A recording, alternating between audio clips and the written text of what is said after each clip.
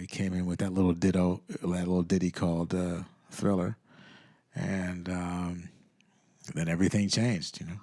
What can you what can you tell these guys about Rod Temperton? Who he was and what his importance is. Where do I start with this guy? Rod Temperton was,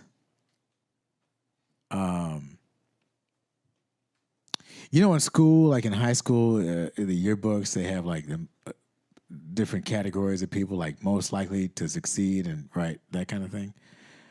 Well, I would imagine his little bio in that high school book saying, the guy you least expect to write massive hits.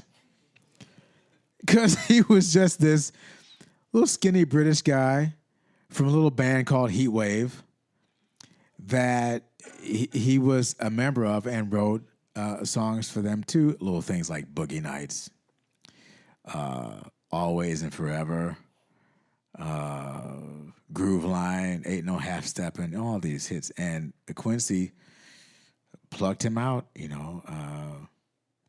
and brought him into the fold and said, you're going to write for Michael, because, again, the brilliance of Quincy, understanding talent and understanding the potential for expanding that talent. And he realized that,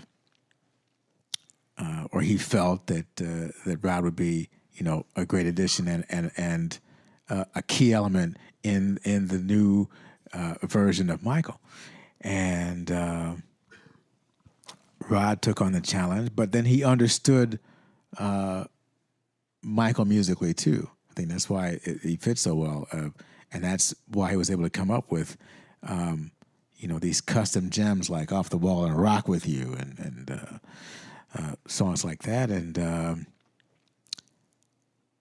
he was just a brilliant guy, and his methodology for songwriting. Oh my! Let me tell you, this guy was a consummate songwriter, and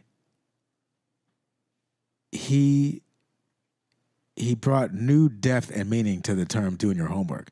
This guy, in the creation of one song, would come up with 200 titles. Just freaking titles. 200 of them just so he can pare down and finally nail one to start a concept with. That's just the song title. He hadn't written a note yet. I'm just going to come up with options for song titles. So he starts with that, and then everything is of painstaking detail, and all the little layers and details of parts, he came up with all of them. It's not like we were improvising. Every part came from him, and we were duplicating that. Like all the little parts to Thriller, and with all the multi-layers of sounds and parts, that all came from him, and that was for every song.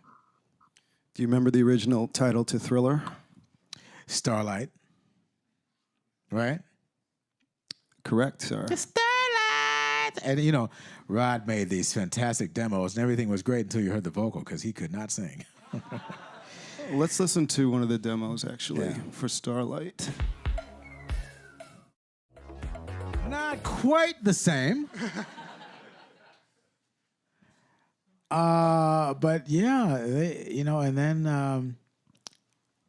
I think it was Quincy that said we need something, a title with a little more of an edge, So 200 titles later, Thriller. Okay, now we're on to something. And then that opened up a whole new world, and Rod said that he knew that he wanted to have some kind of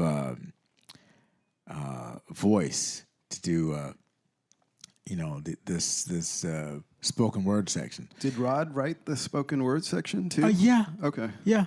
You want to know how he wrote it? He wrote it in the taxi on the way from the airport to the studio. That's how he came up with the spoken, all that darkness fall. He was in the taxi going, see darkness fall. He was in the damn taxi. The taxi. That's how brilliant he was. He's like, right, I need some lyrics here. I think I've got to go to the studio now. Rod, maybe I'll just do it now. Anyway, that's how that happened, yeah. I think we should listen to this in full.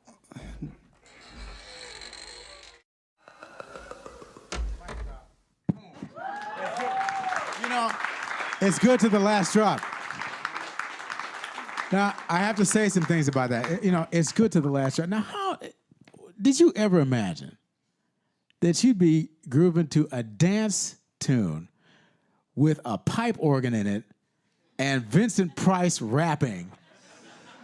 Who does that?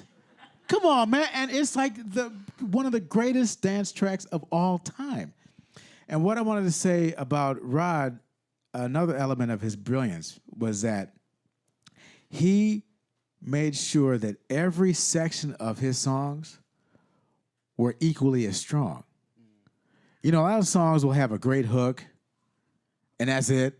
Or they'll have like a really interesting verse, and then the chorus just kind of, flutters away. No. With the Rod songs, the verse and the chorus and even the bridge, they could be separate songs on their own. Go back and check out his work, and you'll see that's right. And that was to his brilliance. I mean, the bridge of Thriller, that's a song right there. That's just the bridge. But that was the level of quality that he brought to every song, no matter who the artist was. You know, even like with George Benson, "Give Me the Night," the same thing. If you listen to that, the bridge and the hook and the verse could be songs on their own. And Love Times Love, all that stuff. And so there's that. And then, you know, again, people ask me, do I remember what it was like being in the studio? I remember playing the parts and listening on the massive JBL speakers in the control room. It's just blasting, and it's just, we're just rolling, and it was so much fun, reproducing the million parts that Rod came up with, and then the big pipe organ sound at the end. All that's me. It was crazy. It was just a crazy ride, and it's unforgettable.